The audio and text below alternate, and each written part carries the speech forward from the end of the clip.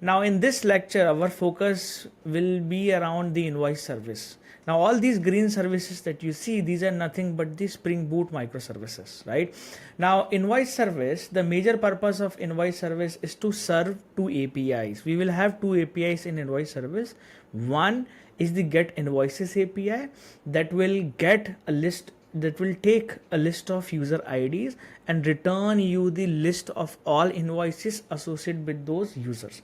Second API will be the create invoices API. We will take an invoice object and will dump it to the store it to the this database, right? So that's the basic purpose. Now we will start with the database migration of this API. So before that, let's create a Spring Boot project. So now I'll go and say start.spring.io, and then I will call, let's say, invoice service, right? So let's say invoice that service, and I'll call this as the invoice service.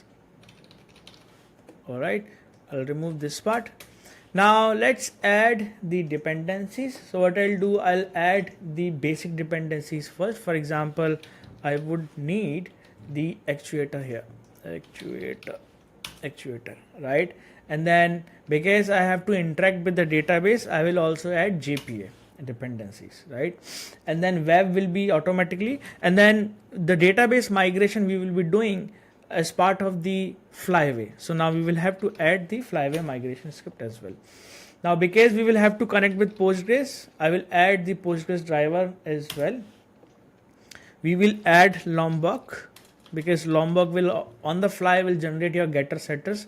You don't have to write unnecessary boilerplate code. So now I will add that too. And along with this, I think I will have to add, now I think we can add other dependencies later. As of now, these dependencies are enough, right? So I'll generate the project. So my project is right here. I'll go right, and then I will open the project.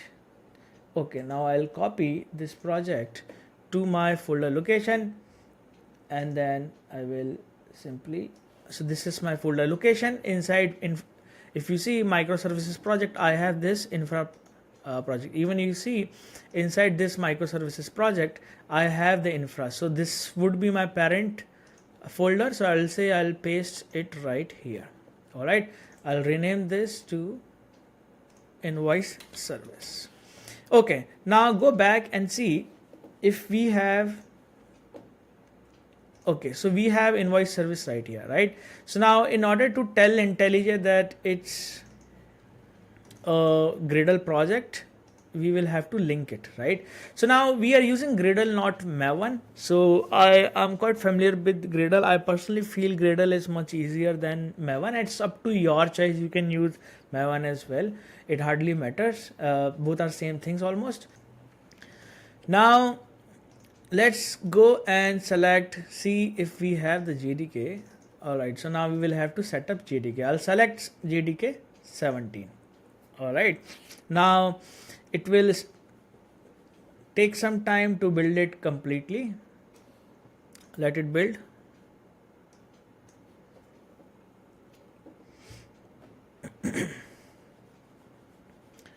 Okay, so seems like, you see, meanwhile it gets built, you see we have all the dependencies right here. Now because of the fact we have the Flyway core, and that is why in the resources folder we have the DB migration folder as well, right? So inside the DB migration we will have to write all the migration script. Now before moving into the database migration, let's understand how database migration works. Okay, now okay, so we have Postgres database, right? So this is my Postgres database, and then we have our Spring Boot application here, Spring Boot app here, right? Now this is nothing but we are calling this app as the invoice service. Now invoice service, this is our database, the Postgres. Invoice service need one or two table, let's say, or let's say n number of tables, right? It needs n number of tables. Now one thing is you directly create your tables right here, right? All the tables and etc. All those things you do it manually, right? But in the industrial level and the enterprise level, you don't do this way, right? So all the database migration, when I say, is a database change. Each database migration, one database migration is considered as one database change, right? So now let's say I want to create a table into this Postgres database. So I will have to write the create table script here. Create table.sql in the Spring Boot application. Now the moment I will make this container up, make this Spring Boot up, my Flyway, which is a library, right? Which is this library will automatically execute this script. Which script? This script. So the outcome would be this, eventually this database will have the table created, right? If you want to call it, you can call it invoice table. Now when it will execute the script, so this database will have the invoice table. Okay. Now let's say on the first step you created a table invoice. In the second step you want to alter the table, add another column, right? So that way you will again have to create a script and put it into the resources folder inside the Spring Boot app. Now again, when you will run your Spring Boot container, whenever it will deploy, whenever you will install this software, this Spring Boot application anywhere, this Flyway will get run, will kick off and execute all the scripts that are inside the resources folder and will deploy each script into the database. Now there is one question that you can say, let's say if in resources folder you have 10 scripts, will Flyway again and again deploy or install all these 10 scripts again to this database? Answer is no. Flyway, this is the core function of Flyway. So it keep tracks of all DB migrations, right? We will see that how it maintains. So it maintains a different table for Flyway, right? And using that table, it keep tracks of all the migration that has already happened to this database. So if you are a fresher and you must be thinking, if these table creation and all the schema creation, all things in the database needs to be done manually. No, that's not work the same way in the enterprise level. All the database changes you control through application itself. In fact, so now let's say for invoice service, all the database related operations that are specific to invoice needs to be inside invoice service as well. So this is the pattern, the way we are following, and almost most of the organization, this is the same way people follow, right? So you can keep all the migration related to invoice service inside this application itself, correct? So this was the fundamental part of Flyway. Flyway you use to keep track of migration, to perform the database migrations, and it keeps tracks of all your database changes, right? And then and that is how it works. We already discussed, right? So now let's go back to our project, and now we have to create a invoice table first, right? And using that invoice table, we will create that table to the Postgres database, right? Now in the DB migration, I first needs to create a .sql file. So how can I create that? So the way I will create is, let's say our simply name is create invoice, right? .sql. Now you must be wondering, if I create this simple name of file with .sql, this is not the format that Flyway expects. Flyway expects you to write a unique name per file, and the standard that in the enterprise level people follow is to have your year and then have your month. So let's say if you are it's the 8th month, then I'll say and the date, right?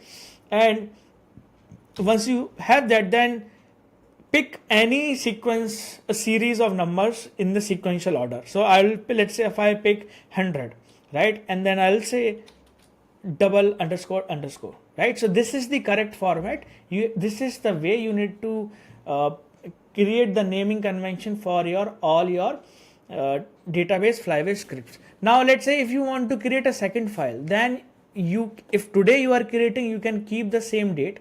Then you could say .101 underscore underscore and whatever the name you want to assign.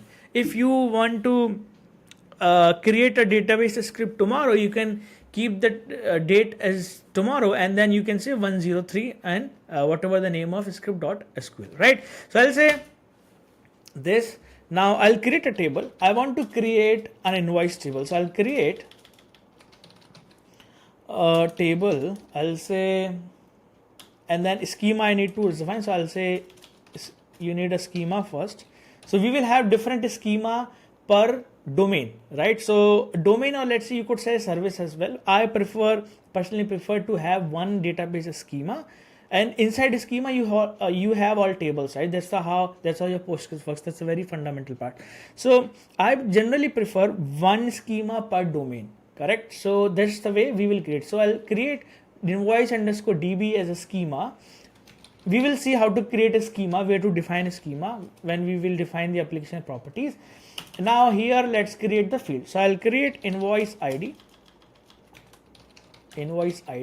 and then this I'll assign varchar, let's say, right? Varchar I'll assign 200, and then I'll say not null, and then I'll assign user ID, and then again varchar not null. I'll say let's assign an invoice number, and then you also assign a varchar 500, and this you could say not null, right? And then again you can have product IDs just so I mean, we are keeping this user ID and product IDs. So business wise, we can have these two, we can relate these three services together, right? Just from the business assumption I have taken, right? So now let's keep it that way, so it will be simpler. Now product IDs, I'm saying I will append as the comma separated value. So I'll say this, right? And then I will keep track of created time, and created time would be timestamp and not null, and I'll also keep track of updated time. So, and this will be, now I want to create this invoice ID as the primary key. So what I'll say constraint invoice ID pk, and I'll assign this primary key and the invoice ID. Okay, and now I need to assign this user ID as the primary key as the foreign key to the user ID, but we don't have user ID as of now because of the fact that we have not created user ID as of now. So what I'll do is I'll simply ignore this part. Once we will create the user service, we will do the database migration for user service, then we will make this user ID as the foreign key. So let's keep it as it is for now, right? So now I'll close this and then I'll complete it. Okay, all right, so now this table is complete. We have the invoice table, and then now let's move on and rename the application properties to YML. I personally feel like YMLs are easier than maintaining the properties. So I have renamed it to application YML, but it hardly matters. You can keep the dot properties as well and dot YML as well, right? Now the Spring application name I will have is as the application name, and I'll say invoice service. All right. Now we will have to connect this service with the Postgres database, right? Now how can we connect this? So now, for example, in my local, I want to connect Postgres database, and then the main properties will come to the Docker when we were deploy to the Docker. So I'll create, for maintaining the application properties for local, I'll create a local.yml, right? And then I will now go to my here I will simply define some properties, right? So I'll say spring dot we have data source. Inside data source you need to define the URL, right? And then after URL you have the username, and then you have the password. Now username password you already know. The username we have is, if you go here, and then username we have is the Citrix user. So I'll define it as it is, and then the password we have is right here. We'll copy and paste this. Now we need to define the URL. URL will come as part of the JDBC because that's how you connect.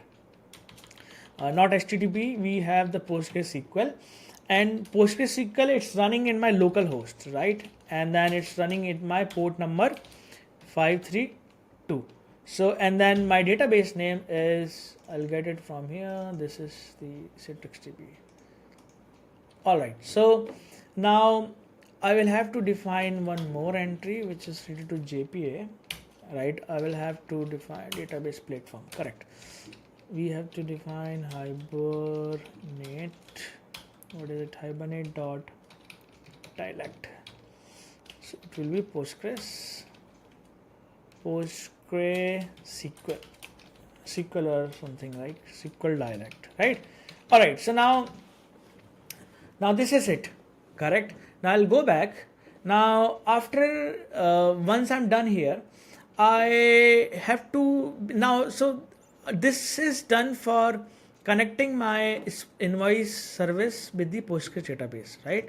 So here to here, this whole properties will take care from here to here, but I still need to connect my Flyway. I still have to configure Flyway here, right? So what I'll do is I'll have to define some Flyway properties. So what I'll do is Flyway properties, I will have to define Flyway. So I'll say default schema. Now this is where you need to define invoice DB. So right, when I was discussing about this, where I will define the schema for this table, this is where I can define, right, invoice DB. Now this actually we should not keep in the local because that's the main property. So I'll come here and then define it. Okay. Now this is done. Now we have to define that where are the locations of our database migration. So I'll say class path from the main path. So I'll say class path, and then from the class path we have db underscore migration, right? Because this is where we have our database files and all those things, correct? Now this is it. I think this is it. Now we can simply try running this application, and also let's define the port and then have a separate series of port. We will call this port as, let's say, 7001. All right. Now 7002 maybe, right? Now, so this application will get up to 7002 port number. By default, 8080 is the port number. And then I think this is it. We can start running this application. Now, if we go to Java, run, and now before running it, let's first pass the profile, because I have this application underscore local.yml. That means if I assign, by default the profile is default, right? But if I say profile is equal to local, that means this file, whatever properties are here, right? These properties will override all the default properties, right? That's how it works. Now what I'll do is I'll go here.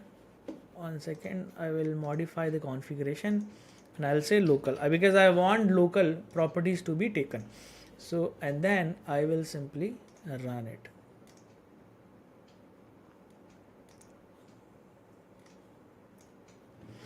Okay, so you see, database it has connected, and then it says creating a schema invoice DB, history table.flyway schema history, and then schema 0. It says successfully applied one migration, right? And then all those things, but it is stopped actually.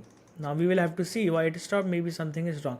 And you see profile active is local because I passed local. So all these properties was taken, right? All these property overrided all the default properties.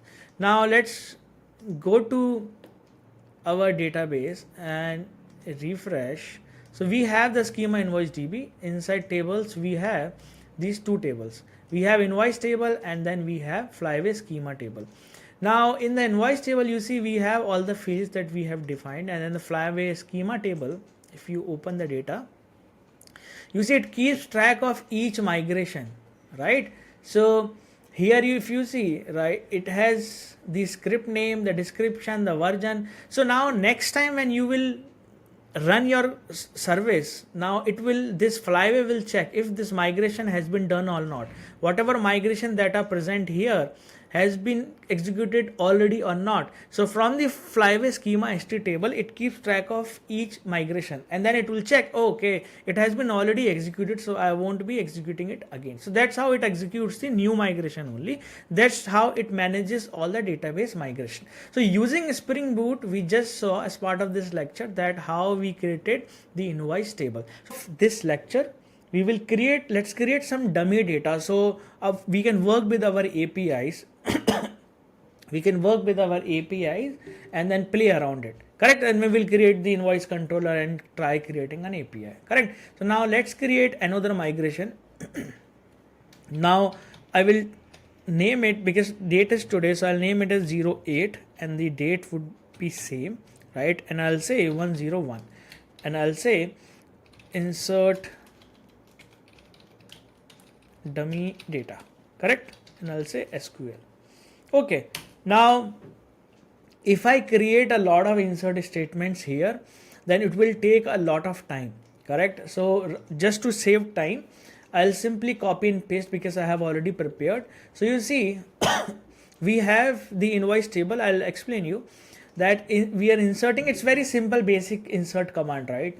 Inside the schema.table invoice table, we are in these columns, we are inserting all these data, right? So these are the unique IDs for user ID and the product user ID and the invoice ID and the user ID. All right, so you see all this data we have present, and this now function is appending the current time into the created and the updated column, right? Creating the created time in the updated column field. Okay, now we'll try executing this and we will see if our application is getting up successfully or not, correct? Now I'll go here and execute.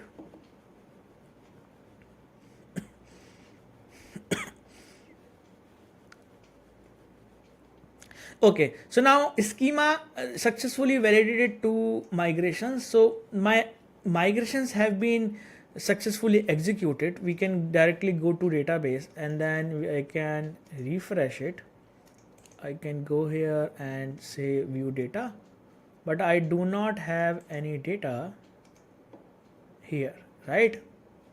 Now there are two problems I see. One problem is it's getting up, executing everything, and right in the second movement it's shutting down, right? Let me see in the build.gradle. Okay, so I think we are missing web dependency here, which is the important dependency, correct? So which when you add the web dependencies, that's how you create the Tomcat based application. Because in Spring, before Spring Boot, you used to have a Tomcat, right? And then on the Tomcat server you used to deploy your services, but now in Spring Boot you have inbuilt Tomcat container.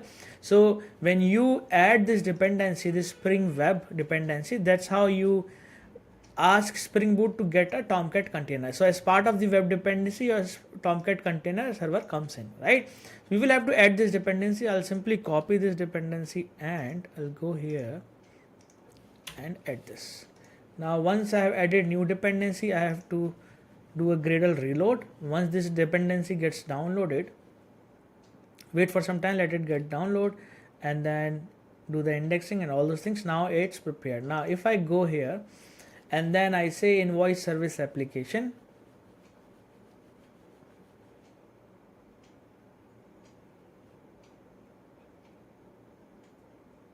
all right, so Now Tomcat has been started on port number 7002. Now before that you won't be able to see this number, right? Because we did not had the web dependency in our class path. So when we add these dependencies, what happens indirectly, Gradle downloads all these dependencies, put it into the class path. Class path is nothing, is right here. When you downloading these dependency, all dependencies are coming right here. You see all those dependencies, Spring JDBC, Data JP, auto configuration, actuator, all these dependencies are coming right here on the class path. That's how your Spring Boot works. How your Spring Boot is, whenever you add a dependency, you download it, all those dependencies come to your class path. Now the auto configure dependency of your Spring Boot, these dependencies see that you have JPA Postgres dependency, or you have JPA dependency, then there must be some configuration connected to the database. That's how it starts sensing what configuration needs to be added, right? That's how your Spring Boot is way much faster than the Spring. That's why people have been has started using Spring Boot and creating microservices, right? Now second problem was we were not able to, this insert dummy data was not created. If you go here in Dreamweaver and you see, this is still empty, there is no data right here, right? The problem is, you see, I have left the V as smaller, so I need to make it bigger, the uppercase. So see, Flyway is case sensitive. Naming is very important with the Flyway, right? Now since I have done that, I'll go and I'll stop this. I'll rerun this.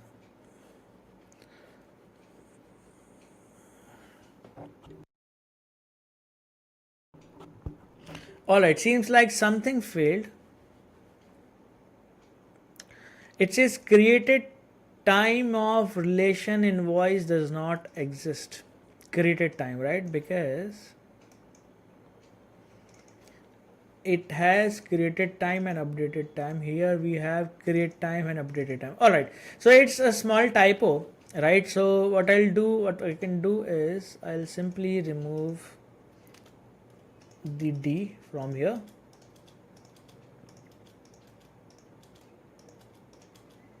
and execute, right? So there was an error. Flyway said that there is no field like created time. So now you see successfully validated 3 migrations, it said, right? Now if I go here and then if I refresh and if I say view data, I still don't see the value. Alright, so what I'll do, I'll refresh this and then I'll say this. Alright, so I'm not sure why, but this invoice, this cat was not, view data was not working, still not working. But when I ran this query, I can see all the data right here, right? So we have the invoice ID, we have the user ID, we have the invoice number, product IDs, create time and updated time. So everything is sorted, everything is in place. We have our all data inside the table or invoice table, right? So now we can start creating the controllers and all those APIs, so we can start accessing this data from outside. All right, now let's put this down. So you see, so the conclusion is, you see, we migrated these 2 database migration. These are nothing but the database change. We made some change into the database, and how Flyway helped us, right? You see, we added these Flyway core and Flyway database Postgres, these 2 libraries, and how it helped us to migrate the database into the Postgres database, right? From here to right here, from here to right here. So that's how developers use at the enterprise level, at the industrial level. Nobody directly goes to the database and create the database changes, right? People uses application itself to perform the database migrations. So it's an industrial level terminology. People call it as the database migration. So it's not only Flyway. Today you have Liquibase as well. You have other n number of tools to frameworks to perform database migration. Flyway is quite familiar.